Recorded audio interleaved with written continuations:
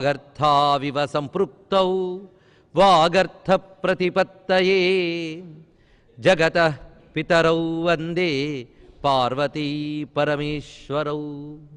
భజే శ్రీచక్రమధ్యస్థాం దక్షిణోత్తరయోః సదా శ్యామావార్తాళి సంసేవ్యాం భవానీం లలితాంబికాం.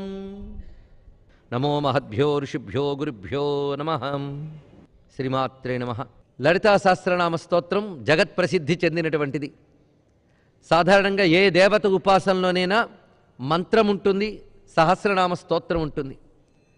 ఆ మంత్రాధిదేవత అయిన తల్లిని లేదా దేవతని అర్థం చేసుకోవడానికి పనికొచ్చే విజ్ఞానం సహస్రనామాల్లో పెద్దలు మనకిచ్చారు. సహస్రనామం అనేది ఒక పెద్ద గొప్ప ప్రక్రియ. మనకు బాగా అలవాటైపోయింది కనుక ఆ అద్భుతం సామాన్యంగా అనిపిస్తుంది. కానీ అందులోని విశేషములేమిటి? ఈ సహస్రనామ విద్య అనేది ప్రతి ఉపాసనా సంప్రదాయంలో ఉన్నది. విష్ణువును ఉపాసిస్తే విష్ణు సహస్రం, శివోపాసన చేస్తే శివ సహస్రం. అందులో మళ్ళీ రకరకాల భేదాలు. కృష్ణ సహస్రం ఉన్నది, రామ సహస్రం ఉన్నది, నృసింహ సహస్రం ఉన్నది. అలాగే శివునికి సంబంధించి దక్షిణామూర్తి సహస్రనామ స్తోత్రం. దీనితో పాటు శివ సహస్రనామాలు కూడా శివపురాణంలో ఒకటి, మహాభారతంలో ఒకటి, ఇంకా ఇతర పురాణాల్లో కూడా స్కాందాది పురాణాల్లో లభిస్తున్నాయి. ఒక దేవతకు అనేక సహస్రనామాలు. అలాగే అమ్మవారి సహస్రనామాలకి ఏం కొదవా? లక్ష్మీ సహస్రనామం ఉన్నది, గౌరీ సహస్రనామం ఉన్నది, సరస్వతి సహస్రనామం, దుర్గా సహస్రనామం. ఇలాగా ఒక దేవతంటూ ఉంటే ఆ దేవతకి సంబంధించిన మూలమంత్రం అంటూ ఉంటుంది, దానికి సంబంధించిన సహస్రనామ స్తోత్రం ఉంటుంది. అందుకు ఉపాసనలో సహస్రనామ స్తోత్రం ఒక అంగము, ప్రధాన అంగం. అంతేకాదు ముఖ్యంగా పంచాంగములను కొందరు చెప్తూ ఉంటారు ఉపాసనలో. అంటే మంత్రానికి బలం ఇవ్వడానికి పనికొచ్చేవి. ఒకటి సహస్రనామ స్తోత్రం, ఇంకోటి హృదయం, మూడవది కవచం, నాలుగవది కీలకం. ఇవి ప్రధానంగా చెప్తూ ఆ తర్వాత ఇంకా అనేక భాగములు వివరిస్తూ ఉంటారు. అవి బీజము అంటూ ఇత్యాది విశేషములతో మంత్రం బలపడ్డానికి ప్రధానమైన అంగముల్లో సహస్రనామ స్తోత్రం ఒకటి. అలాగే ఏ దేవత ఉపాసన చేసినా ఆ దేవతా సహస్రనామ స్తోత్రం చేయడం వల్ల ఆ మంత్రం పరిపూర్ణతను పొందుతుంది. అందుకు ఇక్కడ అమ్మవారి మంత్రసిద్ధి సంపూర్ణంగా జరగడానికి మనకి ఋషులు అనుగ్రహించినటువంటి గొప్ప మంత్రరాశి ఈ లలితా సహస్రనామ స్తోత్రం. అయితే అన్ని సహస్రనామ స్తోత్రాలు విశిష్టములైనవే, దేనికవి. ఏ సహస్రనామ స్తోత్రం చెప్పినా దీన్ని మించి మరొకటి లేదని ప్రతి చోట చెప్తూ ఉంటారు. అంటే అది ఉపాసించే వారికి దాని యందు పరమ బుద్ధి కలగాలి. ఇది సర్వోత్కృష్టమైన భావన కలిగితే కానీ అది సంపూర్ణ సిద్ధి రాదు గనక అక్కడ అలా చెప్తూ ఉంటారు. అయితే అన్ని సహస్రనామ స్తోత్రాలు పరిశీలించి లలితా సహస్రనామ స్తోత్రం చదివితే మాత్రం ఇది ఒక ప్రత్యేకమైనది, విశిష్టమైనది అని అంగీకరించి నమస్కరించవలసిందే. అన్ని ప్రత్యేకతలు దీనిలో ఉన్నాయి. అసలు సహస్రనామం అనే ప్రక్రియ ఎందుకు వచ్చింది అని చెప్పుకుని మనం ఈ గ్రంథంలోకి వెళితే దీనిపై ఒక మంచి అవగాహన కలుగుతుంది. ఇప్పుడు విష్ణు సహస్రం, శివసహస్రం, అలాగే లలితా సహస్రం ఎందుకు సహస్రనామాలు చెప్పారు పెద్దవాళ్ళు, ఇది మనం ముందు బాగా పరిశీలిద్దాం. అయితే ఇక్కడ శాస్త్ర విషయాలు ఎక్కువ వెళతాయి కనుక ఏకాగ్రత ఎక్కువ అవసరం. ముందుగా సహస్రనామ స్తోత్రం అనేది ఒక శాస్త్రం. సహస్రం అని సంఖ్య ఎందుకు పెట్టారు, 1000 ఎందుకు చెప్పాలి అంటే ఆ దేవత గురించి చెప్పాలి అంటే అది అనంతతత్వము. ఎప్పుడైనా భగవత్తత్వం అనంతం. సత్యం జ్ఞానం అనంతం బ్రహ్మ అని వేదమే నమస్కరించింది. అనంతమైంది భగవత్తత్వం. అనంతమైన భగవత్తత్వాన్ని అనంతంగా కీర్తిస్తేనే సరిగ్గా సరిపోతుంది. కానీ అనంతాన్ని అనంతంగా కీర్తించేదానికి కీర్తించేవాడు అనంతుడా? వీడు అనంతుడు కాడు, వీడికి అంతం ఉన్నది. కనుక అనంతమైన తత్వాన్ని అనంతంగా కీర్తించిన ఫలితం కావాలి. కానీ మనం అనంతంగా కీర్తించలేం. కనుకనే ఇక్కడ మనకొచ్చేటప్పటికి పరిమితి అయిపోయింది, దేవత అపరిమితమైపోయింది. ఫలితము మనకి అపరిమితంగానే కావాలి. అప్పుడు ఏం చేయాలంటే పెద్దలు ఆలోచించి అనంతంగా పఠించిన ఫలితం లభించడానికి అనంతవాచికమైన ఒక శబ్దాన్ని తీసుకున్నారు. సహస్రం అనే శబ్దము అనంతవాచి. విశ్వం శతం సహస్రం సర్వం అక్షయవాచకమని మహాభారతంలో చెప్తున్న వాక్యం ఇది. విశ్వము, శతము, సహస్రము, అలాగే సర్వము అనే శబ్దం ఒకటి. ఈ 4 కూడా అక్షయత్వాన్ని అనంతత్వాన్ని తెలియజేస్తాయి. అందుకు అనంతమైన భగవత్తత్వాన్ని అనంతంగా కీర్తించడానికి మనకి పెద్దలిచ్చిన అవకాశం సహస్ర సంఖ్య. అందుకే సహస్రనామాలు కీర్తిస్తే అనంత భగవత్తత్వాన్ని మనం అనుసంధానం చేసిన ఫలితం లభిస్తుంది. ఇది ఒక ఉద్దేశం. ఇంకొక ఉద్దేశంలో సహస్రనామాలు కేవలం పేర్లు కాదు, మనం ఏ దేవతను ఉపాసిస్తున్నామో ఆ దేవత గురించి పరిపూర్ణంగా తెలిసి చేస్తేనే దానికి సిద్ధి బాగా ఉంటుంది. అయ్యా తెలియకుండా చేస్తే రాదా అండి అని అడగద్దు, వస్తుంది. తెలియకుండా చేస్తే ఎంత వస్తుందో అంతే వస్తుంది. తెలిసి చేస్తే వచ్చేదే సంపూర్ణ ఫలమని శాస్త్రం చెప్తున్నది మనకి. జ్ఞాత్వా కుర్వీత కర్మాణి అని నిర్దేశించారు. ఏ కర్మ చేస్తున్నామో అది తెలుసుకుని చేయాలి. అలాగే మీరు ఏ దేవతను ఆరాధన చేస్తున్నారో ఆ దేవత గురించి బాగా తెలుసుకోవాలి. అంటే ఆ దేవత ఎవరు, ఆ దేవతకి సంబంధించిన తత్వం ఏమిటి, లీలలేమిటి, గుణములేమిటి, మహిమలేమిటి, ఆ ఉపాసన విషయములేమిటి, ఇవన్నీ తెలుసుకోవాలి. అప్పుడు సంపూర్ణమైన పుష్టి వస్తుంది. అలా చెప్పాలి అంటే ఒక్కొక్క దేవత గురించి అనేక సంపుటాలు రాయించండి. అన్ని సంపుటాల జ్ఞానం పొంది మన మనస్సులో పొందుపరుచుకోవాలి అంటే మనకంత శక్తి ఉంటుందా? అందుకే అంత సంపుటాల జ్ఞానాన్ని ఒక్కొక్క నామంలో ఇమిడ్చి పెట్టేస్తారు. అలాగా ఒక్కొక్క నామంలో ఆ దేవతకి సంబంధించిన ఒక్కొక్క జ్ఞాన అంశాన్ని నిక్షిప్తం చేసి పెడతారు. అలాగే సహస్రనామములు కూడాను ఆ దేవతకి సంబంధించిన విజ్ఞానాన్ని 1000 నామాల రూపంతో ఇచ్చిందని అర్థం. అందుకే 1000 నామాలకు అర్థం తెలుసుకుంటే ఆ దేవత అంటే ఏమిటో పరిపూర్ణంగా అర్థమైపోతుంది. అందుకే ఏ దేవత ఉపాసనలైనా సహస్రనామములు వాటి అర్థం తెలుసుకుంటే సంపూర్ణ దేవతా జ్ఞానం లభిస్తున్నది. ఇది రెండవ ఉద్దేశం. సాధారణంగా శాస్త్రాల్లో 2 రకాల గ్రంథాలు ఉంటాయి, సూత్ర గ్రంథం, భాష్య గ్రంథం అని. సూత్రం అంటే ఆ శాస్త్రజ్ఞానాన్ని సంక్షిప్తంగా ఒక చిన్న వాక్యంలో దట్టిస్తారు. అది దట్టింపే, సామాన్యం కాదు. ఒక చిన్న బాంబు లోపల మందుని ఎంత దట్టిస్తారో ఆ సూత్రం లోపల చాలా విజ్ఞానాన్ని దట్టిస్తారు. అది మేధావులైన వారికి బాగా అర్థమవుతుంది. మిగిలిన వాళ్ళకి అందులో ఉన్నదాన్ని వ్యాఖ్యానించితే స్పష్టమవుతుంది. అందుకే సూత్రం అర్థం కావడానికి భాష్యం కావాలి. అలాగే సూత్రము భాష్యమని రెండిటి ద్వారా శాస్త్రం బాగా తెలుస్తుంది. అలా మనకి అన్ని శాస్త్రాలకి సూత్ర భాష్యాలు 2 ఉన్నాయి. వేదాంత శాస్త్రంలో బ్రహ్మసూత్రాలు ఉంటే దానికి శంకర భాష్యం ఉంది. అలాగే ప్రతి శాస్త్రానికి సూత్ర గ్రంథం, భాష్య గ్రంథం ఉంటుంది. అలాగే అమ్మవారి ఉపాసనకు సంబంధించి సూత్ర గ్రంథం ఏదయ్యా అంటే లలితా సహస్రనామ స్తోత్రమే సూత్ర గ్రంథం. ఇందులో ఒక్కొక్క నామం, ఒక్కొక్క సూత్రం. ఈ సూత్రాన్ని కానీ మనం జాగ్రత్తగా పట్టుకుని వ్యాఖ్యానం చేసినట్లయితే అమ్మవారి విద్య అంతా సంపూర్ణంగా తెలుస్తుంది. అందుకు బ్రహ్మ విద్య తెలుసుకోవాలంటే బ్రహ్మసూత్రాలు, శ్రీ విద్య తెలియాలంటే సహస్రనామ స్తోత్రం. ఇది ప్రధానమైన అంశం. అందుకే శ్రీ విద్యకు సంబంధించిన సంపూర్ణమైన విజ్ఞానాన్ని సహస్రనామ స్తోత్రంలో నిక్షిప్తం చేశారు. అందుకు ఇక్కడ 3వ అంశంగా చెప్పుకుంటున్నాం. ఈ స్తోత్రము సూత్ర గ్రంథము.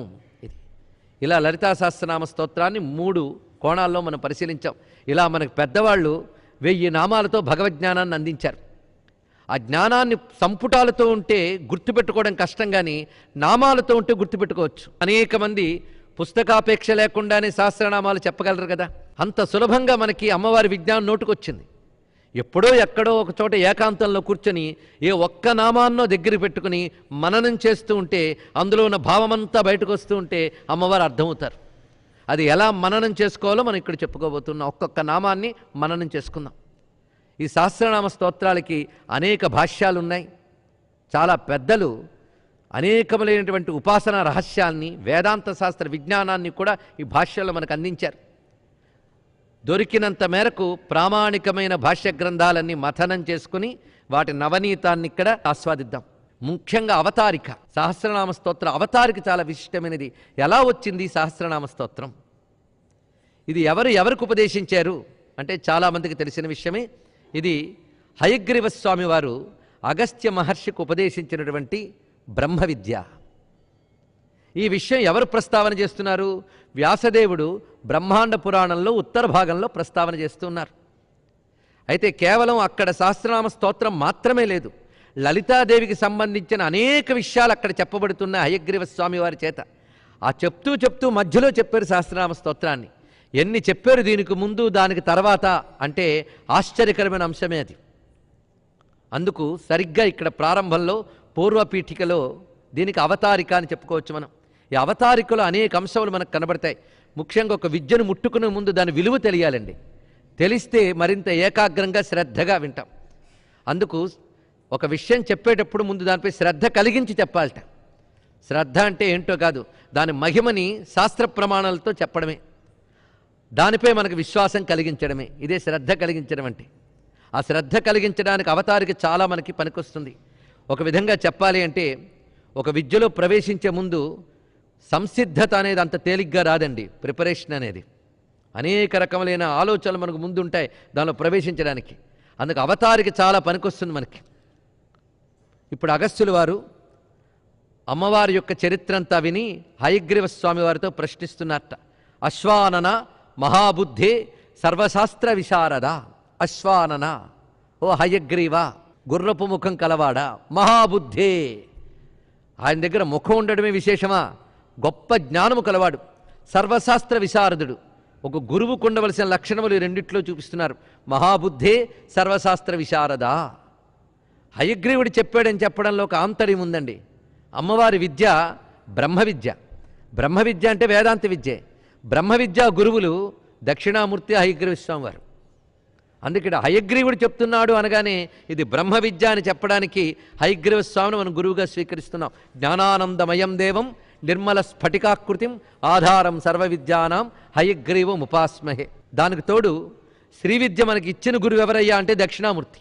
ఆ శ్రీ విద్యకి సంబంధించిన మంత్రములన్నీ ఆయన ఇచ్చారు, వివరణంతా హయగ్రీవ స్వామి వారు ఇచ్చారండి.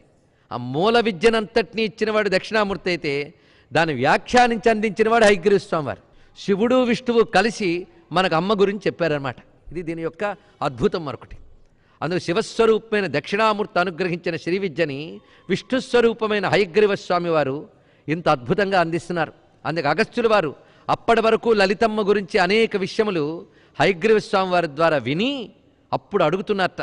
ఇప్పటి వరకు నువ్వు చాలా చెప్పేవయ్యా, సంతోషం. ఆ చెప్పినవన్నీ తిరిగి చెప్తున్నాడండి. ఒక్కొక్కప్పుడు గురువుగారు చెప్పిన వివి అని శిష్యుడు చెప్తే గురువుగారికి చాలా సంతోషం ఉంటుంది. నిలబెట్టుకుని తిరిగి గురువుగారితో అంటే గురువుగారు ఎంత సంతోషిస్తారు, మరికొన్ని చెప్పాలని ఉత్సాహం కూడా పుడుతుంది. అందుకనేమో ఇలాంటి ఉపోద్ఘాతం ఇచ్చారు. ఇప్పటి వరకు నువ్వు చాలా విషయాలు చెప్పేవయ్యా హయగ్రీవ, అవి ఏమిటో వివరిస్తున్నారు. దీన్ని బట్టి ఇప్పటికి హయగ్రీవుడు ఎన్ని చెప్పాడో మనకి తెలుస్తుంది. లలితా సహస్రనామ స్తోత్రం చెప్పక మునుపు ఎన్ని చెప్పాడో చూడండి. ఇక్కడ పూర్వం ప్రాదుర్భవో మాతు తత పట్టాభిషేచనం భండాసుర వధశ్చైవ విస్తరేణ త్వయోదిత. ఇప్పటి వరకు నువ్వు కథితం లలితాదేవ్యాశ్చరితం పరమాద్భుతం, అమ్మవారి యొక్క అద్భుత చరిత్రను చెప్పావు. ఆ చరిత్రలో అమ్మవారు ఎలా ప్రాదుర్భవించారు, ఆ తల్లికి ఎలాగ పట్టాభిషేకం జరిగింది, ఆ జగదంబ ఎలా భండాసుర వధ చేసింది, అవన్నీ వివరించావు. వర్ణితం శ్రీపురమపి మహావిభవ విస్తరం, అమ్మవారి యొక్క శ్రీమన్నగరం వైభవం కూడా చెప్పేవారు. హయగ్రీవ స్వామి వారు లలితా సహస్రనామం చెప్పడానికి ముందు ఇవన్నీ చెప్పారట. ఇవన్నీ గ్రహించి తర్వాత కానీ సహస్రనామంలోకి వెళితే ఇంకా అద్భుతంగా ఉంటుంది అని హయగ్రీవుల వారి హృదయమే. అందుకు నువ్వు ఇప్పటి వరకు ఇవన్నీ చెప్పేవయ్యా అంటూ ఇంకా ఎన్ని చెప్పాడో షోఢాన్యాసాదయో న్యాసఖండే సమీరితా అంతర్యాగ క్రమశ్చైవ బహిర్యాగ క్రమస్తదా శ్రీమత్ పంచదశాక్షర్యా మహిమా వర్ణితస్తదా మహాయాగ క్రమశ్చాపి పూజాఖండే సమీరిత. ఇక్కడి వరకు అమ్మవారి చరిత్ర ఒకటి, రెండు ఉపాసనా సంబంధమైన విషయాలు. ఇవి నిజానికి ఉపన్యాసాలుగా చెప్పుకోవడానికి లేదు, గురు శిష్యుల మధ్య మాత్రమే చెప్పే అంశములు హయగ్రీవ స్వామి వారు చెప్పారట అగస్త్యుల వారికి. అవి ఏమిటంటే న్యాసఖండము, పురశ్చరణ ఖండము, పూజాఖండము, హోమఖండము, రహస్యఖండము, స్తోత్రఖండము అని ఇన్ని భాగాలు ఉన్నాయండి. ఖండం అంటే భాగం, ఒక్కొక్క భాగాల్లో ఎన్ని చెప్పాడు. ఇంతవరకు చరిత్ర లలితోపాఖ్యానం. తర్వాత ఏమిటి న్యాసఖండం. న్యాసంలో అమ్మవారి ఆరాధన చేసేవారు ఏ ఏ మంత్రములు ఎలా ఎలా న్యాసం చేసుకోవాలో కూడా చెప్పేట హయగ్రీవ స్వామి వారు. అది షోఢాన్యాసము మొదలైనటువంటివి, అంటే 6 విధాల న్యాసముల్ని బోధించి చెప్పాడు. అదేవిధంగా ఉపాసనకు సంబంధించిన అంతర్యాగము, బహిర్యాగము, మహాయాగము ఇవన్నీ పూజాఖండంలో చెప్పారు.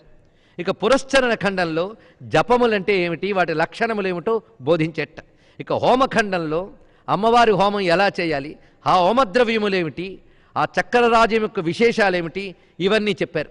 అందుకే హోమఖండే త్వయా ప్రోక్తో హోమద్రవ్య విధిక్రమ చక్రరాజస్య విద్యాయా శ్రీ విద్యా దేశికాత్మనో రహస్యఖండే తాదాత్మ్యం పరస్పరముదీరితం స్తోత్రఖండే బహువిధా స్తుతయ ప్రకీర్తితా.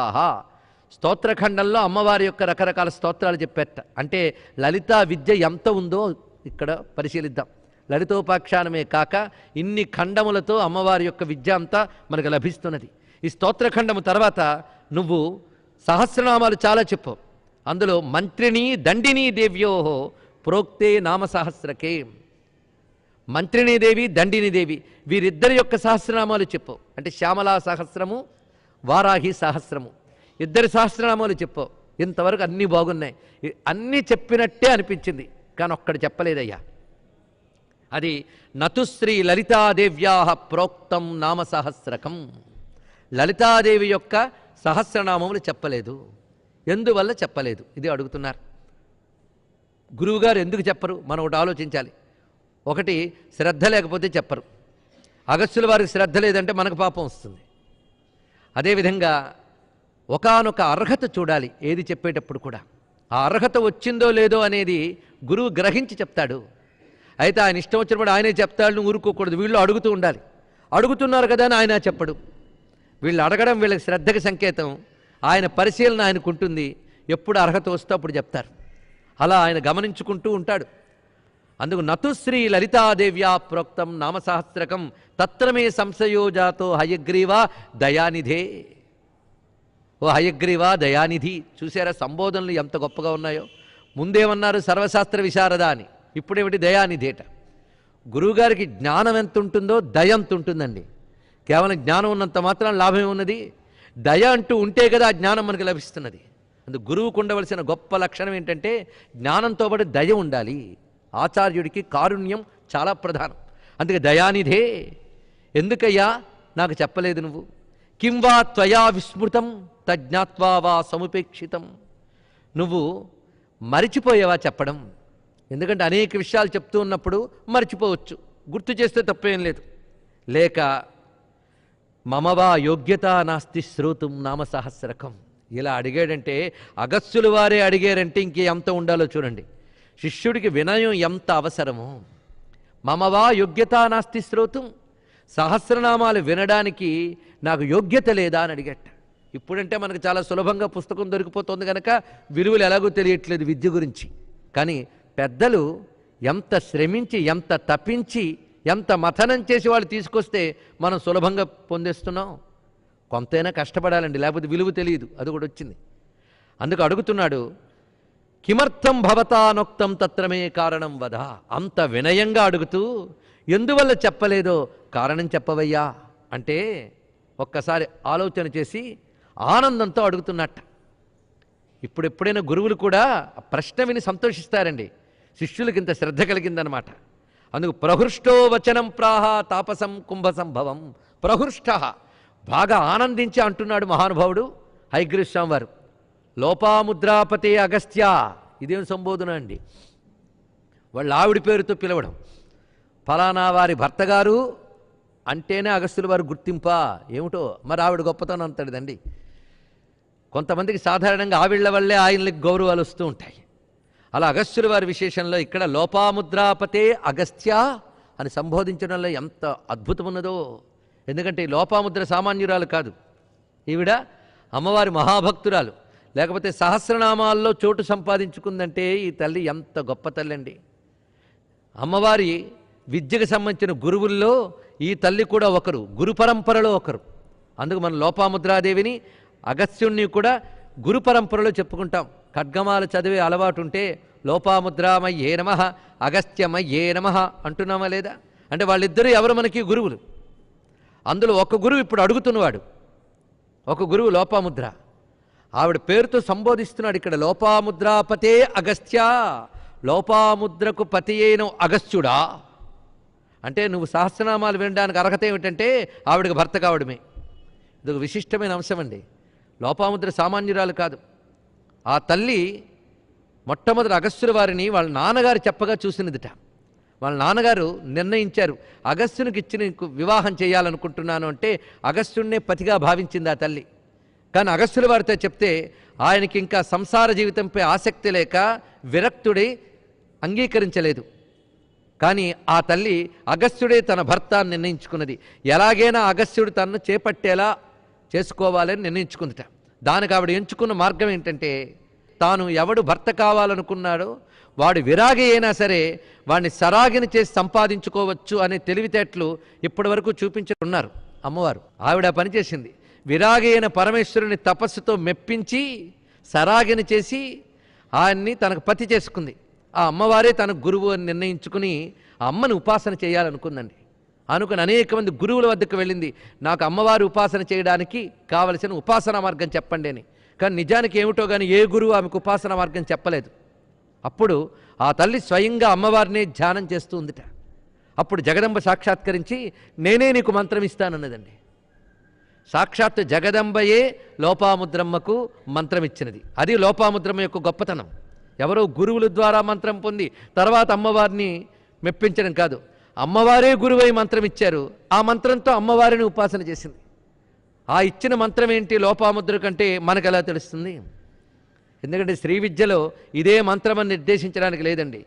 చూడ్డానికి 15 అక్షరాలు కనిపిస్తూ ఉన్నప్పటికీ దీనికి అనేక భేదాలు ఉన్నాయి. 12 రకాల భేదాలతో శ్రీ విద్యను ఉపాసించిన వాళ్ళు ఉన్నారు. ఇప్పుడు ప్రసిద్ధిగా దొరుకుతున్నది కాది విద్య. కకారంతో మొదలయ్యే 15 అక్షరాలు. ఇది కాక హాది విద్య అని మరొకటి ఉన్నది, లోపాముద్రా విద్య అని మరొకటి ఉన్నది. ఇలా అనేక రకాలు. ఈ హాది విద్యనే లోపాముద్రా విద్య అంటారు కొంతమంది. వేటి పరంపర వాటుకున్నది. ఇలా 12 పరంపరలు ఉన్నాయి శ్రీ విద్యలో. కాది విద్య అనేది మన్మథుడు ఉపాసించిన విద్య. ఇక విష్ణువు ఉపాసించింది, కుబేరుడు ఉపాసించినది, మనువు ఉపాసించింది, ఇంద్రుడు ఉపాసించినది, సుబ్రహ్మణ్య స్వామి ఉపాసించినది, శివుడు ఉపాసించినది, ఇంద్రుడు ఉపాసించినది. ఇలా అనేక రకములైన శ్రీ విద్యా సంప్రదాయాలు ఉన్నాయి. వాటన్నిటికీ నమస్కారం. సంప్రదాయాలు ఎన్నైనా అమ్మ మాత్రం ఒక్కరే. వారి వారి యోగ్యతలను అనుసరించి సంప్రదాయ పరంపరల్లో సాధన చేసుకోవాల్సిందే. అయితే ఇందులో ఏ సంప్రదాయం గొప్పది ఆ ప్రశ్న మాత్రం అనకూడదు. సంప్రదాయములన్నీ గొప్పవే. ఎవరు ఏ సంప్రదాయంలో ఉన్నారో ఆ సంప్రదాయాన్ని పాటించడమే ఉత్తమం. మిగిలిన సంప్రదాయాలను గౌరవించడం మరీ ఉత్తమం. ఇక్కడ లోపాముద్రాదేవి పేరు ఒక సంప్రదాయం ఉన్నది. ఆవిడ సంప్రదాయంలో అసలు ముద్రాదుల అవసరం లేని విద్య అని కొంతమంది వ్యాఖ్యానిస్తారు. అందుకే లోపాముద్ర అనే మాటకు కూడా ఈ విశేషం ఉన్నది. మొత్తానికి ఆ తల్లి సాక్షాత్ అమ్మవారి చేత మంత్రం పొందింది కనుకనే ఆవిడకి అంత స్థానం ఉన్నది. ఆ మంత్రసిద్ధి పొందింది, అగస్త్యుని పతిగా పొందింది. ఇప్పుడు అగస్త్యుల వారు శ్రీ విద్యను పొందుతూ ఉన్నారు. ఇదంతా చాలా విశిష్టమైన కూర్పు. అందుకే లోపాముద్రాపతే అగస్త్య సావధానమనాశృణు. ఈ మాట చూడండి ఎంత విశేషంగా ప్రయోగించారు. గురువులు మధ్య మధ్యలో మీరు పురాణాలు చదవండి, ఏ శాస్త్రం చదవండి, శిష్యుడు గురువు మారరు, మొదటి చివరి వరకు వారే. కానీ మధ్య మధ్యలో గురువుగారు సావధానంగా విను అంటూ ఉంటారు. ఎందుకు అలా అంటారు అంటే మనలాగే వాళ్ళు కూడా కునుకుతూ ఉంటారా, లేపుతూ చెప్తూ ఉంటారా? ఇదా అక్కడున్న అర్థం కాదు. ఒక గొప్ప మలుపు వచ్చినప్పుడు ఆ విషయంలో గొప్పతనం మరింత గొప్పగా వస్తూ ఉన్నప్పుడు గురువులు నొక్కి చెప్తూ ఉంటారు. అలాగే అగస్త్యుల వారితో కూడా సావధానమనాశృణు, ఏకాగ్రచిత్తంతో వినవయ్యా అన్నారు. ఎప్పుడైనా ఒక విషయం వినడానికి అర్హత ఏకాగ్రత అండి, మరేమీ లేదు. పాండిత్యాలు అక్కర్లేదు, ఏమీ అక్కర్లేదు, ఏకాగ్రత ఉండాలి. పాండిత్యాలుండి కూడా ఏకాగ్రత లేకపోతే అది మరీ ప్రమాదం. అందుకే ఏకాగ్ర బుద్ధితోనే విద్య వినాలి గనక లలితా సహస్రనామాలు వినడానికి ప్రధానమైన అర్హత ఏమిటి? ఏకాగ్రత. అందుకే సావధానమనాశృణు నామ్నాం సహస్రం ఎన్నోక్తం కారణం తద్వదామితే. నేను ఎందుకు చెప్పలేదో వివరిస్తున్నాను చూడు. ఒకటి, రహస్యమితి మత్వాహం నోక్తవాంస్తేన చాన్యధా. ఇవి రహస్యనామములు, అందుకే చెప్పలేదు అన్నాడు. రహస్యనామములు అంటే అర్థం ఏంటి? లలితా సహస్రనామాలు వినడానికి ప్రధానమైన అర్హత ఏమిటి? ఏకాగ్రత. అందుకే సావధానమనాశృణు నామ్నాం సహస్రం ఎన్నోక్తం కారణం తద్వదామితే. నేను ఎందుకు చెప్పలేదో వివరిస్తున్నాను చూడు. ఒకటి, రహస్యమితి మత్వాహం నోక్తవాంస్తేన చాన్యధా. ఇవి రహస్యనామములు, అందుకే చెప్పలేదు అన్నాడు. రహస్యనామములు అంటే అర్థం ఏంటి? చెవులో చెప్పాల్సినవండి, బయటకు చెప్పకూడనివి అనా? అయితే చెవులోనే చెప్పేవాడు ఆయన. రహస్యనామములు అంటే ఇందులో బాహ్యానికి అర్థం కాని అనేక విషయములు ఉన్నాయి. తర్వాత రహస్యం అని ఎందుకన్నారు తర్వాత ఇంకా చెప్పుకుందాం, తెలుసుకోవాల్సింది. పునశ్చ పృచ్ఛతే భక్త్యా తస్మాత్ తత్తే వదామ్యహం. రహస్యనామములు అయినప్పటికీ భక్తితో అడిగేవి కనుక చెప్తున్నానన్నాడు. అంటే రహస్య విద్య పొందడానికి అర్హత రెండవది ఏమిటి? భక్తి. భక్తి లేని వాడికి మాత్రం ఏ శాస్త్రము కూడదండి. అంత భగవద్గీత చెప్పి ఇదంతే నా తపస్కాయ నా భక్తాయ కదాచన అంటాడు కృష్ణ పరమాత్మ. తపస్వి కానివాడికి, భక్తుడు కానివాడికి గీత చెప్పకు అన్నాడు. అందుకు భక్తి అనేది చాలా ప్రధానం. భక్తి ఉంటేనే ఇది చెప్పాలి. నువ్వు భక్తుడివి, చాలా సావధానంగా అడిగేవు, అందుకు నీకు చెప్తున్నాను. భూయా శిష్యాయ భక్తాయ రహస్యమపి దేశికః. భక్తుడైన శిష్యుడికి గురువు రహస్యమైన చెప్పాలట. ఇది ఒక పెద్ద నియమం అండి. అందుకే రహస్య విద్య అయినప్పటికీ దేశిక అంటే గురువు, భక్తుడైతే మాత్రం శిష్యుడికి తప్పకుండా చెప్పాలి గనక నీకు నేను తప్పకుండా ఇస్తాను. భవతాన ప్రదేయం స్యాద్ అభక్తాయ కదాచన. నీకు చెప్తున్నానేంటంటే ఇకపై నువ్వు కూడా భక్తుడు కానివాడికి ఇవ్వకు. ఇక్కడ ముందే ఉపోద్ఘాతం. ఎందుకంటే రహస్యనామం వినడానికి కానీ పఠించడానికి కానీ మనకు అర్హత ఉందా, ఇది ముందు ప్రశ్నించుకోవాలండి. ఇలాంటి లక్షణాలు ఉన్నవాళ్ళు ఒక్కడున్నా సంతోషించవలసిందే. ఎందుకంటే లలితా సహస్రనామం ఎక్కడ చెప్పబడుతుందో, మననం చేయబడుతుందో అక్కడికి ఎంతమంది వచ్చి వింటారు అంటే మీరు నేను లెక్క పెట్టలేం. అనేక మంది దేవతలు, ఋషులు అక్కడ అదృశ్య రూపాలతో సంచరిస్తూ వింటూ ఉంటారు. అమ్మవారిని తలంచుకుని చెప్పేవాడు ఎంత ఆనందిస్తాడంటే వాళ్ళందరూ చుట్టూ ఉంటారు, వాళ్ళు దీవిస్తుంటారు కనుక వీడు సరిగ్గా చెప్తాడు. అందుకు వాళ్ళు వింటూ ఉంటారు. ఎంతమంది ఇక్కడున్నారు, ఎంతమంది వింటున్నారనే ప్రశ్న మాత్రం ఇక్కడ లేదండి. ఇదిగో ఈ లక్షణాలు ఉన్నవాడు ఒక్కడున్నా వాడికి నమస్కారం చేసుకుమని చెప్పచ్చు. ఎలాంటి లక్షణాలు ఉండాలో చూడండి ఇక్కడ. అందుకే సహస్రనామాలందరూ కొందరు భలే వల్లే వేస్తుంటారు. కానీ ఈ లక్షణాలు ఉన్నాయా లేదా అని ప్రశ్నించుకోవాలి. ఎందుకంటే ఆశలు అందరికీ ఉంటాయి, అర్హతలు కొందరికే ఉంటాయి. ఇది ఒకటి గుర్తుపెట్టుకోవాల్సిన వాక్యం. అందరూ ఆశలే, అర్హతలు ఎంతమందికి. అందుకే ఇక్కడ నా శఠాయ, నా దుష్టాయ, నా అవిశ్వాసాయ కర్హిచిత్. ఈ లక్షణాలు ఉన్నవాడికి ఇవ్వకయ్యా. ఒకడు శఠుడు, ఇంకొకడు దుష్టుడు, మూడవ వాడు అవిశ్వాసి. శఠుడు అంటే ఇది కూడా మూర్ఖత్వానికి మరో పేరే, మొండితనం అండి. వాడికి ఎంత చెప్పినా మారడు ఒకంతట. వాడు ఇదివరకు ఏ నిర్ణయంలో ఉన్నాడో అదే ఉంటాడట. దీనికి కొంటెవాడని కూడా అర్థం చెప్తారు. అంటే అసలైన అర్థాలు తీయకుండా విపరీతార్థాలు తీస్తూ వీడు చమత్కారాలు చూపిస్తుంటాడే వాడిని శఠుడు అనవచ్చు. రెండో వాడు దుష్టుడు. వీడు ప్రవృత్తే దుష్ట ప్రవృత్తి. అమ్మవారు ఎలాగో దుష్టదూర అని ఎలాగో చెప్పబడుతుంది శాస్త్రనామాల్లో. ఇక అవిశ్వాసాయ, విశ్వాసం లేనివాడు. కొందరికి సహస్రనామ మహిమ చెప్తే అంటారు కానీ నిజంగా అంత ఉందండి, అయితే వాడిని కూర్చోబెట్టద్దండి వినడానికి. శాస్త్రంలో ప్రమాణం ఏంటి? విశ్వాసమే ప్రమాణం. ఇంకేమిటండి ప్రమాణం? నిప్పు వేడిగా ఉంటుందంటే చెప్పడానికి శాస్త్రం అక్కర్లే, ప్రత్యక్ష ప్రమాణం. అది అతీంద్రియమైన విషయం గురించి చెప్పేటప్పుడే శాస్త్రం ప్రమాణం. శాస్త్ర ప్రమాణాన్ని విశ్వాసంతోనే తెలుసుకోవాలి కానీ సందేహాలతో శంకలతో తెలుసుకుంటామా? అందుకే శఠుడైన వాడికి చెప్పకు, విశ్వాసము లేని వాడికి చెప్పకు, దుష్టుడైన వాడికి చెప్పకు. ఇక్కడ తాను ఆయనకి చెప్పడమే కాకుండా నీ తర్వాత ఇంకెవడికి చెప్పేటప్పుడు జాగ్రత్తగా ఉండవయ్యా అని చెప్తున్నాడండి ఇక్కడ. ఎందుకంటే విద్య పరంపరగా వస్తుంది కదా. అగస్త్యుడికి చెప్తే అగస్త్యుడితో ఆగుతుందా? అక్కడి నుంచి మన దాకా వస్తుంది. అందుకు అగస్త్యుల వారికి చెప్పేటప్పుడే హెచ్చరిక. ఇంత ఉపోద్ఘాతం అవసరమండి? ఏకంగా శ్రీమాతను వెళ్ళిపోవచ్చుగా, వెళ్ళకూడదు. వెళ్ళిపోవచ్చు అంటే ముందు అదే రాసేవాడిగా అయినా బ్రహ్మాండ పురాణంలో. ఇంత అవసరం ఎందుకంటే అంత యోగ్యత మనం సంతరించుకోవాలి. ఒక్కొక్క దాంట్లో ప్రవేశించడానికి ఒక్కొక్క రకమైన సంస్కారం కావాలండి. ఆ సంస్కారం లేనిది ప్రవేశించకూడదు. మన అంతఃకరణాన్ని పదునెక్కించి ఈ సూక్ష్మ విద్యలో ప్రవేశింపజేయాలి మనం. అందుకు ఉపాసకాయ శుద్ధాయ ఎవడికి చెప్పాలంటే ఉపాసకుడికి చెప్పాలి. శ్రీమాతృభక్తియుక్తాయ, శ్రీమాతపై భక్తి ఉన్నవాడికి చెప్పాలి. శ్రీ విద్యా రాజవేదిని, శ్రీ విద్యా మంత్రం ఉన్నవాడికి చెప్పాలన్నారు. అయితే ఇక్కడ అందరూ మంత్రం ఉన్నవాళ్ళైనా చెప్పచ్చా అంటే దీనికంటూ మరో వాక్యం ఉంది, అక్కడ తెలుసుకుందాం ఇక్కడ. అయితే శ్రీ విద్యా మంత్రం ఉన్నవాడు కానీ లలితా సహస్రనామం చెప్పుకుంటే మరింత ఆనందిస్తాడండి విషయం తెలిసి. అలాగే ఉపాసకాయ శుద్ధాయ, ఉపాసకుల్లో కూడా శుద్ధోపాసకులు ఉంటారట. శుద్ధోపాసకులు అంటే ఇంకేమిటో కాదు, ఇక్కడ ప్రధానంగా తెలుసుకోవాల్సింది నిష్కపటమైన భక్తి కలవారు అని అర్థం. కేవలం అమ్మవారు అనుగ్రహం తప్ప మరేమీ చింతన లేని వారిని శుద్ధోపాసకులు అంటారు. ఇలాంటి వాళ్ళు వేళ్ల మీద లెక్కించదగిన వారే. నామ సహస్రకం దేయం, ఈ 1000 నామాల విద్యని శుద్ధుడైన ఉపాసకుడికి ఇవ్వు. యాని నామ సహస్రాన్ని సద్యసిద్ధిప్రదాని వేయి, వెంటనే ఫలితమిస్తుంది సహస్రనామ విద్య. తంత్రేషు లలితాదేవ్యాస్తేషు ముఖ్యమిదం మునే. ఈ లలితా సహస్రనామ స్తోత్రం గురించి అన్ని తంత్రముల యందు పురాణాల్లోనూ చెప్పబడ్డాయన్నారు ఇక్కడ. అంటే ఆ తంత్రాల్లో పురాణాల్లో చెప్పబడ్డ విషయములన్నీ సహస్రనామముల్లో చెప్పబడుతున్నాయి. మంత్రాల్లో శ్రీ విద్య ఎలాంటిదో, పురాలలో శ్రీపురం ఎలాంటిదో, సహస్రనామాల్లో లలితా సహస్రనామ స్తోత్రం అలాంటిది అన్నారు. యథాస్య పఠనాద్దేవి ప్రియతే లలితాంబిక. దీన్ని పఠిస్తే అమ్మ లలితాదేవి సంతోషిస్తున్నది. ఇంతకంటే అమ్మ సంతోషించదగిన విషయం మరొకట్లేదుట. అందుకే అస్య నామశాస్త్రస్య పాఠాన్న ప్రియతే తథా శ్రీమాతు ప్రీతయే తస్మాత్ అనిశంకీర్తయేదిదం. అమ్మవారి ప్రీతి కోసం నిరంతరం దీన్ని పఠించవచ్చు. సహస్రనామ స్తోత్రం కేవలం పఠనానికి మాత్రమే కాకుండా రకరకాల ప్రయోగాలు ఉన్నాయి దీంతో. ప్రయోగము అంటే ఒక్కొక్క సిద్ధి కోసం ఒక్కొక్క రకంగా వాడడం. ఇది ఉత్తరపీఠికలు ఇంకా చెప్తారు, కానీ మనకి ఎప్పటి నుంచి ఉత్తరపీఠిక తొందర లేదు. అమ్మవారి నామాలతో పూజ చేయవచ్చు, ఒక్కొక్క నామాన్ని తీసుకుని జపం చేయవచ్చు, ఒక్కొక్క నామంతో ఒక్కొక్క రకమైన సిద్ధి పొందవచ్చు. ఒక్కొక్క నామాన్ని ఒక మంత్రంగా తీసుకుని కానీ పఠనం చేసుకుంటే ఒక్కొక్క ఫలితం ఉన్నది. దానికి సంబంధించి ఉపాసనా రహస్యాలు తెలిసిన వాళ్ళు అనేక ప్రయోగాలు కూడా చేశారు దాంట్లో. ఒక్కొక్క నామంతో హోమం చేస్తే ఆ అగ్నియందు అమ్మవారు ఒక్కొక్క రూపంతో దర్శనమిచ్చారట. అంటే ఆ నామాధి దేవత ఒకరున్నారు.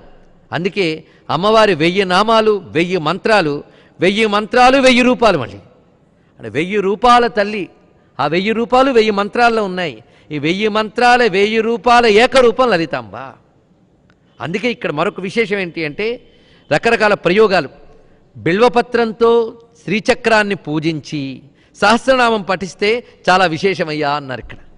మొత్తానికి చక్రార్చన చేసి ఆ చక్ర మంత్రము జపం చేసుకుని, అంటే శ్రీ విద్యా మంత్రాన్ని జపం చేసుకుని పంచదశి మంత్రాన్ని ఆ జపం చేసిన తర్వాత కానీ సహస్రనామ స్తోత్రం చదివితే అది అత్యద్భుతమైన ఫలితం ఇస్తుంది అని జపాంతే కీర్తయే నిత్యం ఇదం నామ సహస్రకం. ఆ జపం చేసిన తర్వాత దీన్ని పఠించితే విశేషం. అందుకే ఇది పఠనానికి, అర్చనకి, జపానికి రకరకాలుగా వినియోగించవచ్చు. అయితే ఇంకొక అద్భుతమైన విషయం చెప్తూ ఉన్నారు ఇక్కడ హయగ్రీవ స్వామి వారు. ఇదం నామసహస్రంతు కీర్తయే నిత్యకర్మవత్. ఒక నిత్యకర్మగా ఈ సహస్రనామ స్తోత్రాన్ని అనుష్ఠానం చేసుకోవాలి. చక్రరాజార్చనము జపము ఎలా నిత్యకర్మయో అలాగిది అని. భక్తస్య కృత్యమే తావత్. నా భక్తుడైన వాడు ఈ కృత్యం చేయాలని అమ్మవారు చెప్పారయ్యా అని. అమ్మవారి భక్తులకి ఇది ఒక నిత్యకృత్యం. అన్యదభ్యుదయం విదుహు భక్తస్య అవశ్యకమిదం నామ సహస్ర కీర్తనం. అందుకు భక్తుడైన వాడికి ఇది చాలా ముఖ్యమైనది సుమా అంటూ ఇంతవరకు వివరించి ఇంత గొప్పగా చెప్పడానికి కారణం ఏంటంటే ఈ సహస్రనామాలు మానవ నిర్మితాలు కావు. సాధారణంగా ఋషుల్లో కూడా వాళ్ళు తపస్సుతో దర్శించుకొని ఇస్తూ ఉంటారు. కానీ మానవులైన మేధావులు ఋషులై అందించినవి కొన్ని ఉంటాయి. కానీ అలా కాదుట. ఇది ఇచ్చిన వారెవరు? అగస్త్యుల వారా, హయగ్రీవ స్వామి వారా అంటే వశిన్యాది వాగ్దేవతలు ఇచ్చారండి. ఇలాంటి విశిష్టత మరి ఏ సహస్రనామ స్తోత్రంలో మనకు కనిపించట్లేదు. ఈ సాక్షాత్ వాగ్దేవతలు ఇచ్చారు. అది దీని యొక్క గొప్పతనం. తత్ర హేతుం ప్రవక్ష్యామి. ఇంత గొప్పది ఎందుకయిందో చెప్తున్నాను విను అని దీనికి సంబంధించిన ఒక ఇతివృత్తాన్ని చెప్తున్నారు. ఒకప్పుడు అమ్మవారు 8 మంది దేవతలను పిలిచేట. పిలిచి మీకు నేను ఒక పని చెప్తున్నా, నా గురించి బాగా మీకే తెలుసు. ఎందుకంటే చెప్పాలి అంటే ఏముండాలండి? మనకి మాటలు ఉండాలి. మాటలు ఉండాలంటే అర్థం శబ్దాల జ్ఞానం ఉండాలని అర్థం. ఒక మాట అంటే ఏమిటో కాదు, జ్ఞానమే. జ్ఞానం బయటకు చెప్తే మాట అంటాం దానికి. కానీ మాట అంటే ఏమిటి? బయటికి చెప్పబడిన జ్ఞానానికే మాట అంటాం. అందుకు మాటలు ఉండాలి. ఏదైనా చెప్పాలంటే ఆ మాటలు చెప్పడానికి కావలసిన జ్ఞానం ఉండాలి. అందుకు జ్ఞానము వాక్కు ఈ రెండిటి వల్లనే మనకు విషయం తెలుస్తున్నది. అలాగే నా గురించి బాగా చెప్పాలి అంటే వాగ్దేవతలేని మీరే చెప్పగలరు అని. ఆ 8 మందికి వాగ్దేవతలని పేరు.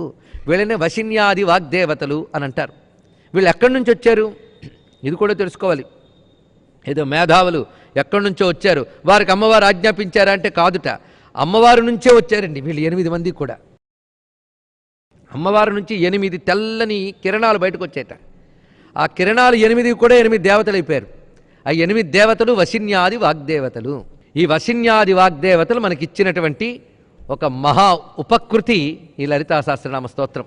ఈ 8 మంది అమ్మవారి నుంచి 8 తెల్లని కిరణాలు బయటకు వచ్చేట. ఆ కిరణాలు 8 కూడా 8 దేవతలు అయిపోయారు. ఆ 8 దేవతలు వశిన్యాది వాగ్దేవతలు. ఈ వశిన్యాది వాగ్దేవతలు మనకిచ్చినటువంటి ఒక మహా ఉపకృతి ఈ లలితా సహస్రనామ స్తోత్రం. ఈ 8 మంది వాగ్దేవతలు అంటే ఏంటో కొంచెం మనం తెలుసుకుందాం. ఆ వాగ్దేవతల అనుగ్రహం మనందరికీ లభించాలి.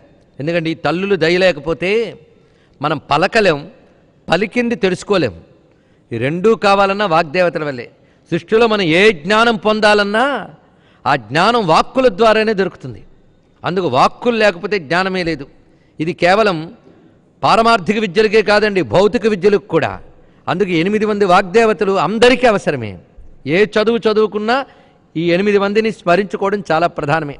వశిని, కామేశ్వరి, మోదిని, విమల, అరుణ, జయని, సర్వేశ్వరి, కౌళిని 8 మంది. ఆ పేర్లు అనుకుంటే చాలా ధన్యులమైపోతాం. అసలు 8 మంది ఎవరు? పుస్తకాలు రాయొచ్చు, కానీ అవి ప్రధానంగా 50 అక్షరాలే, అంతే కదా. ఈ 50 అక్షరాలే పదాలు అవుతాయి, వాక్యాలు అవుతాయి, కావ్యాలు అవుతాయి, శాస్త్రాలు అవుతాయి. కనుక శబ్దములు ప్రధానంగా 50 అక్షరాల రూపంలో మనకు దొరుకుతాయి. ఈ 50 అక్షరాలని 8 భాగాలు చేస్తారు. ఆ 8 భాగాలు ఏమిటంటే అవర్గ, కవర్గ, చవర్గ, టవర్గ, తవర్గ, పవర్గ, యవర్గ. అవర్గం అంటే అ ఇ ఉ ఏ ఐ ఓ ఓ ఔ అం అహ. ఈ మధ్యలో అరు అరు అళు అళు కూడా ఉన్నాయండి. అవన్నీ కలుపుకుంటేనే స్వరములు అంటారు. ఈ ఆ నుంచి అమ్మహ వరకు 16 స్వరములు, ఇది ఒక వర్గం. ఇక కక గగన్య ఇది ఇంకోటి. చాచా జజన్య, టాఠా డాడాన, తాథా దాధాన, పాప బాభామ, యారా లాభ. ఇక శేషాసాహ. మొత్తం ఎన్నయ్యాయి? 8 వర్గములు. యవర్గం తర్వాత శవర్గం వచ్చింది. 8 వర్గములుగా విభజన చేశారు. ఈ వర్గ విభజన కూడా చాలా శాస్త్రీయం అండి. మొత్తం ప్రపంచంలో అక్షర విజ్ఞానం శాస్త్రీయంగా ఉన్నటువంటి దేశం భారతదేశం మాత్రమే. అది కూడా సంస్కృత భాష మాత్రమే, ఇది తెలుసుకోవాలి. మిగిలిన అన్ని దేశ భాషలు కూడా దాని నుండే గ్రహించాయి. అందుకే ఇక్కడ అక్షరాభ్యాసం చేసి అక్షర దేవతలను ఉపాసన చేసి ఆ తర్వాత చదువుకు ఉపక్రమిస్తాం. ఈ అక్షర అధిదేవతలుగా అనుగ్రహించకపోతే చదివిన చదువులు కూడా తలకెక్కవు. అందుకే 8 మంది వాగ్దేవతలు అంటే 8 వర్గాలకి అధిదేవతలు. అవర్గం నుంచి శవర్గం వరకు చెప్పబడుతున్నటువంటి 8 వర్గములకి ఒక్కొక్క వర్గానికి ఒక్కొక్కరు అధిదేవతలు. వశిని, కామేశ్వరి, మోదిని, విమల, అరుణ, జయని, సర్వేశ్వరి, కౌళిని. 8 వర్గములకు 8 మంది అధిదేవతలు. అంతేకాదు, మాట బయటికి రావాలి అంటేనే అక్షరం. దీన్ని వైఖరి అని అంటారు. లోపల పలికేటప్పుడు 3 సూక్ష్మ దశలు, పరా, పశ్యంతి, మధ్యమ. బయటికి పలికేటప్పుడు వైఖరి. ఈ వైఖరికే అక్షరాలు. మిగిలిన వాటన్నిటికీ ఆ 3 లోపల ఈ అక్షరములు బయటికి రావు కదా. అందుకే బయటకు వచ్చినప్పుడు 50 అక్షరాలు. కనుక 8 వర్గముల దేవతలు వైఖరిలోనే కనబడతారు. ఈ వైఖరి రూపంగా ఉన్నటువంటి వాళ్ళు ఎక్కడుంటారు సరిగ్గా అంటే మన కంఠం నుంచి నోటి వరకు ఈ పలికేటటువంటి స్థానములు ఉంటాయే, ఆ స్థానాల్లో దేవతలు ఉంటారండి. శరీరంలో ఒక్కొక్క ఇంద్రియానికి ఒక్కొక్క అధిష్టాన దేవత ఉంటారు, లేకపోతే ఆ ఇంద్రియం పనిచేయదు. భారతీయ ఋషులు ఎంత గొప్పవాళ్ళంటే ఆ దేవతల అనుగ్రహం పొంది ఆ ఇంద్రియ శక్తిని ఎలా పుష్టి చేసుకోవచ్చో మనకు చెప్పారు. అందుకు వాగ్దేవతలు మన శరీరంలో ఎక్కడెక్కడ ఉంటారు అనేది గ్రహించితే అదొక ఆశ్చర్యకరమైన విజ్ఞానం. అది ఇప్పుడు గ్రహించే ప్రయత్నం చేద్దాం. మొత్తం పలుకులు బయటికి రావడానికి మన ఈ కంఠం నుంచి శిరస్సు వరకు ఉండే చోట్లు మొత్తం 8 చోట్లు చూడండి. ఒకటి కంఠము, ఇది ప్రధానం. తర్వాత తాళువు, తాళు అంటే దవడలు. ఆడ తర్వాత ఓష్ఠములు అంటే పెదవులు, ఇది మూడవది. ఇక తర్వాత దంతములు. దంతాలు వరుసలు 2 అయినా దంతాలన్నీ కలిపి ఒకటిగానే చెప్పుకోవాలి. అలా ఇక్కడ కంఠము, తాళువు, ఓష్ఠములు, దంతములు. దాని తర్వాత మూర్ధము. మూర్ధం అంటే పైన అంగిలి భాగం అని అంటారు, ఇది మూర్ధము. దాని తర్వాత ప్రయత్నాలు, 2 రకాల ప్రయత్నాలు ఉంటాయట. ఇప్పటివరకు 5 చెప్పుకున్నాం కదా. మాట్లాడడానికి 2 రకాల ప్రయత్నాలు జరుగుతాయి. ఒకటి అభ్యంతర ప్రయత్నం, రెండవది బాహ్య ప్రయత్నం. లోపల నుండి మనం చేసే ప్రయత్నం ఒకటి, ఇంకోటి బాహ్య ప్రయత్నం. ఈ 2 రకాల ప్రయత్నాలు ఇప్పటికి ఎన్నయ్యాయి? 7 అయ్యాయి. ఇక 8వది ప్రధానంగా చెప్పబడుతున్నది నాలుక. ఇది అత్యంత ప్రధానం, మిగిలిన అన్నిటికంటే దీనికి ప్రత్యేక స్థానం. దీనికి నాలుకను కూడా కరణము అంటారు. మొత్తం ఇవి 8. ఇందులో మొదటి 5ంటికి స్థానములు అని పేరు, తర్వాత 2ంటికి ప్రయత్నములు అని పేరు, ఆ 8వ దానికి కరణము అని పేరండి. నాలుకని కరణము అని అంటారు. ఇప్పుడు శబ్దం బయటికి రావడానికి ఈ 8 ప్రధానం. ఇంకేమైనా ఉన్నాయా? ఇంకోటి లేవు. ఈ 8 చోట్ల ఉండే దేవతలు ఈ వశిని, కామేశ్వరి, మోదిని, విమల, అరుణ, జయిని, సర్వేశ్వరి, కౌళిని. అధిదేవతలు వాళ్ళు. ఇప్పుడు చూసారా, అక్షరముల్లో ఆ 8 వర్గములకు అధిదేవతలు వాళ్ళు. మనకు శబ్దం పలికేటప్పుడు 8 చోట్లు ఏవైతే ఉన్నాయో 5 స్థానములు, 2 ప్రయత్నములు, 1 కరణము. వీటి యందు అధిష్ఠించి ఉన్న శక్తులు వారు. వీళ్ళ అనుగ్రహం ఉంటేనే వాక్కు వెలికి వస్తుంది, వెలికి వచ్చిన వాక్కు అర్థమవుతుంది. అందుకు ఎన్ని అద్భుతమైన కవిత్వాలు చెప్పినా, సంగీతాలు పాడినా, శాస్త్రాలు వల్లించినా ఈ స్థానములు కానీ సహకరించకపోతే ఏమీ లేవండి. అందుకే అమ్మవారు అనుగ్రహం మనకి ఎన్ని రూపములుగా ఉన్నదో చూశారు కదా. ఈ వశిన్యాది వాగ్దేవతలు ఎవరు? అమ్మవారి యొక్క రూపములే. అంటే మన లోపలున్న చైతన్యమే ఈ 8 పద్ధతులుగా వాక్కుగా వస్తుంది. ఆ చైతన్యం అమ్మవారు, ఆవిడ యొక్క స్వరూపమే వాగ్దేవతలు. అందుకే అమ్మవారి నుంచి వచ్చినటువంటి 8 రకాల కిరణాలు. ఇంకా విశేషాలు చాలా ఉన్నాయి, గ్రహించే ఓపిక ఉండాలే. కానీ ఈ 8 రకాల మంత్రాలకు సంబంధించిన విశేషములండి. కొన్ని మంత్రములు వశినీ మంత్రములు. అంటే అర్థం ఏంటంటే, ఏవైనా మనకు లొంగుబాటులోకి రావాలి అంటే చేసే మంత్రములకు వశ్యకర మంత్రములని పేర్లు, వశీకరణ మంత్రములు. వశీకరణ మంత్రాలంటే మళ్ళీ క్షుద్రమైన అర్థంతో తీయొద్దండోయ్. సృష్టిలో ఏదో ఒకటి మన వశం కాకపోతే మన పని జరగదు. ఆఖరికి మన ఆఫీసర్, పై ఆఫీసర్ మన వశం కాకపోతే మన ఫైల్ మీద సంతకం జరగదు. ఇంట్లో వాడి మాట ఆవిడ వినకపోతే ఆ ఇంట్లో పని జరగదు. అందుకే ఆయనకి ఆవిడ వశీకరణ అవ్వాలి, ఆవిడికి ఆయన వశీకరణం కావాలి. అంతెందుకు, ఒక ధర్మపరంగా ఒక మాట చెప్తే ఆ మాట 10 మంది వినాలంటే వాళ్ళు వశీకరణం కావాలి. కానీ వశీకరణం అనగానే చెడు అర్థం తీయడానికే లేదు, మంచికి కూడా వశీకరణ శక్తి కావాలి. అందుకే ఏదైనా లొంగాలి అంటే, ప్రకృతి కూడా మనకు అనుకూలం కావాలంటే అది వశీకరణమే. నిజాన్ని వశీకరణ కూడా తప్పు మాట కాదు, కానీ వ్యవహారాల్లో కొన్ని తప్పుడు అర్థాల్లో వాడడం వల్ల అది వింటే తప్పుడు అర్థమే స్ఫురిస్తుంది, అదొక బాధ. అందుకు వశీకరణం అంటే ఏంటో కాదు, అవతలివి మనకు అనుకూలం అవ్వడం. అలాగ మనకి అవతలివి వశం కావడానికి పనికొచ్చే మంత్రములకి వశీకరణ మంత్రములని పేరు. వాటన్నిటికీ అధిదేవత ఆ మంత్రస్వరూపాలన్నీ వశినీ మంత్రములు. ఇదొకటి. అలాగే కామేశ్వరి, కామం అంటే కోరికలు. ఒక్కొక్క కోరిక తీరడానికి ఒక్కొక్క రకమైన మంత్రములు ఉన్నాయి. ఆ మంత్రములన్నీ కలుపుకుంటే ఆ మంత్రములకు అధిదేవత కామేశ్వరి. ఇలా చూడండి, ఆలోచించండి. ఒక దేవత పేరు ఊరికే పెట్టరు, అందులో అర్థం తెలుసుకోవాలి. వశిని, కామేశ్వరి. మోదిని, మోదిని అంటే అంగీకారము, ఆనందము అని అర్థం. సృష్టిలో ఏది జరిగినా ఆనందము, తృప్తి కావాలి కదా. ఆనందానికి, తృప్తికి సంబంధించిన మంత్రాధిదేవత మోదిని. చూడండి, అలా ఒక్కొక్కటి మీరే ఆలోచిస్తే ఇంక మీరే నాకు చెప్పగలరు. వశిని, కామేశ్వరి, మోదిని, విమల, ఒక నిర్మలమైన జ్ఞానం కలిగించేటువంటి విద్యలు, మంత్రములు విమల. అలాగే అరుణ, ఆ ఎర్రని కాంతులతో ప్రకాశించింది. అరుణవర్ణం ప్రేమకి సంబంధించిన వర్ణం గనక, కరుణకు సంబంధించిన వర్ణం గనక దేవతల కరుణ పొందడానికి పనికొచ్చే మంత్ర విశేషములు అరుణ అని చెప్పబడతాయి. అలా మీరు క్రమంగా వశిని, అరుణ, విమల, జయిని, జయం కలిగించే మంత్రములు స్పష్టమైపోతున్నాయి, మీరే చెప్పచ్చు తర్వాత. కౌళిని, ఇది కుండలిని యోగానికి సంబంధించిన మంత్ర విశేషములు. సర్వేశ్వరి, అన్నిటి మీద ఈశిత్వం, ఈశిత్వం అంటే అధికారం, అది కలిగించే మంత్రములు. ఇలాగా మంత్రభాగములన్నీ కలిపితే వాటి ప్రయోజనాలు బట్టి 8 భాగములు అవుతాయి. 8 భాగములు ఉన్న మంత్రశక్తులకు అధిదేవతలు 8 మంది. మీరు ఏ మంత్రం చెప్పినా ఇందులో దేనికో దానికి సంబంధించిందేనండి. కనుక 8 వాగ్దేవతలని ఒక్కసారి తలంచుకుంటే మన అన్ని మంత్రాలు చెయ్యలేకపోయినా అన్ని మంత్రశక్తులు వాళ్ళు అనుగ్రహించగలరు. ఇవాళ మనం లలితా సహస్రనామ స్తోత్రానికి ఋషుల్ని తలంచుకుంటున్నాం. అందుకే లలితా సహస్రనామ స్తోత్ర మహామంత్రస్య వశిన్యాది వాగ్దేవత ఋషయ. ఒక మంత్రాన్ని చెప్పే ముందు ఆ మంత్రద్రష్టలైన ఋషుల్ని ముందు నమస్కారం చేసుకోవాలి. వాళ్ళు దర్శించి మనకి ఇస్తారు కనుక ముందు వాళ్ళకి నమస్కారం చేసుకోవాలి. ఎవరయ్యా దీనికి ఋషి? హయగ్రీవ స్వామి వారా? కాదు. పోనీ బ్రహ్మాండ పురాణం రాసినందుకు వ్యాసుల వారా? కాదుట. మరెవరు? వశిన్యాది వాగ్దేవతలు, వాళ్ళు ఋషులు. వాళ్ళు అమ్మవారిని దర్శించి మనకి అందించారు కనుక వాళ్ళు ఋషులు. అందుకే ఇక్కడ ఒక ఋషి కాదు, 8 మంది ఋషులు. ఆ ఋషులు ఎటువంటి వారో మనం ఇక్కడ తెలుసుకున్నాం. వారు అమ్మవారి స్వరూపమే. అమ్మవారి స్వరూపం కనుకనే అమ్మవారి గురించి వాళ్ళకి బాగా తెలుసు. ఎవడో బయటవాడు వచ్చి మన గురించి ఏం చెప్పగలండి? మన గురించి మనకే తెలుసు. అలాగే అమ్మవారి స్వరూపాలు కనుకనే అమ్మవారి గురించి బాగా చెప్పగలిగారు. అందుకే విద్యాది దేవతలు వీళ్ళు, మంత్రాది దేవతలు వీళ్ళు, చెప్పే శక్తులు వీరు. అందుకే వాళ్ళు తీసుకున్నట్ట అక్కడే ఎంత ఔచిత్యం ఉన్నది. అందుకే ఆలోచించడం మొదలు పెడితే లలితా సహస్రం నామ స్తోత్రం ఆలోచించేవాడికి మాత్రం అద్భుతం అండి. ఆలోచించే శక్తి లేకపోతే మాత్రం నేనేం చెప్పలేను. మొత్తానికి ఆలోచన పరులకి ఒక అద్భుతం లలితా సహస్రనామ స్తోత్రం.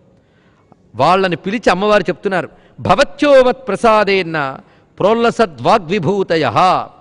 మీరు నా అనుగ్రహం చేత వాగ్వైభవము కలవారు అని అంటోందట అమ్మవారు వశిన్యాది వాగ్దేవలతో. సాక్షాత్ లలితాదేవి చెప్తోంది ఈ మాట. మిమ్మల్ని నేను ఎందుకు నియోగించానంటే, ఒక్కొక్క దేవతని అమ్మ నియోగిస్తుంది. ఎందుకో చూడండి. మద్భక్తానాం వాగ్విభూతి ప్రదానే వినియోజితా. నా భక్తులకి వాగ్వైభవం ఇవ్వడానికే మీరున్నారు. అంటే అమ్మవారి భక్తులకి వాక్కులు ఇచ్చేవాళ్ళు వీళ్ళు. అమ్మవారిని మనం ఆశ్రయిస్తే అమ్మవారికి సంబంధించిన కొన్ని డిపార్ట్మెంట్ల నుంచి కొందరు వస్తారండి మనల్ని అనుగ్రహించడానికి. లలితా సహస్రనామ స్తోత్రం చదివితే చివరికి తెలుస్తుంది. ఈ సహస్రనామ స్తోత్రం చదివే వాడి మీద ఎవడైనా దుష్ప్రయోగం చేస్తే ప్రత్యంగిర అనే దేవచ్చి అడ్డుకుంటుందట. అంటే అమ్మవారి దగ్గర ఉన్న శక్తులు అవన్నీ అమ్మ నుంచి వచ్చినవే.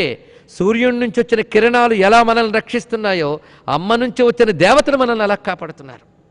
అలాగే వశిన్యాది వాగ్దేవతలు ఎవరు? అమ్మ భక్తులకి వాగ్విభూతులు ఇచ్చే దేవతలు వారు అని అమ్మే స్వయంగా చెప్తున్నది. పైగా వీళ్ళు ఎక్కడుంటారు తెలుసా? సరిగ్గా శ్రీచక్రంలో ఉంటారు. శ్రీచక్రం అమ్మవారి రూపమే కదా. ప్రధానంగా బిందువు దగ్గర అమ్మ ఉంటుంది, అక్కడ ఆవిడ విచ్చుకుంటుంది. ఆ విచ్చుకోగానే మొట్టమొదటి విచ్చుకోగానే త్రికోణంగా వస్తుంది, తర్వాత అష్టత్రికోణంగా వస్తుంది, దాని తర్వాత దశ త్రికోణం, తర్వాత మరొక దశ త్రికోణం, 14 త్రికోణాలు, 8 త్రికోణములు, 16 త్రికోణములు, అలాగా చతురస్రం వరకు విచ్చుకుంటుంది కదా బిందువు. కనుక బిందువు దగ్గర అమ్మ ముందు త్రికోణంగా విచ్చుకుని తర్వాత అష్టత్రికోణ చక్రం అని వస్తుంది మీకు. బిందువు నుంచి లెక్క పెడితే 3వది. అదే త్రైలోక్యమోహన చక్రం అనబడి చతురస్రం నుంచి లెక్క పెడితే 7వది ఈ ఆవరణ. ఆ ఆవరణకి సర్వరోగహర చక్రము అని పేరండి. ఈ సర్వరోగహర చక్రంలో 8 త్రికోణాలు ఉంటాయి. అష్టత్రికోణం అసలు నిజానికి బిందువు, త్రికోణము, అష్టత్రికోణము ఈ 3 ఆవరణలు కలిపితే అదొక మహాశక్తి. ఆ 8 త్రికోణాల దగ్గరుండే దేవతలే వశిని, కామేశ్వరి, మోదిని. ఇది తెలుసుకోవాల్సినది. కనుక అక్కడ కూర్చున్నారు వాళ్ళు ప్రధానంగా. శ్రీచక్రంలో అక్కడ ప్రధానంగా కూర్చున్న వాళ్ళు. ఆ ఆవరణ పేరేమిటి? సర్వరోగహర చక్రంట. ఉరికినే పెట్టారా ఆ పేరు? ఆ ఆవరణ దేవతలుగా అనుగ్రహిస్తే అన్ని రోగాలు పోతాయండి. అంటే 8 వాగ్దేవతలు ఒక్కసారి మన కృప చూపిస్తే మన దేహంలో, మన మనస్సులో ఉన్న అన్ని రకాల రోగాలు పోతాయి.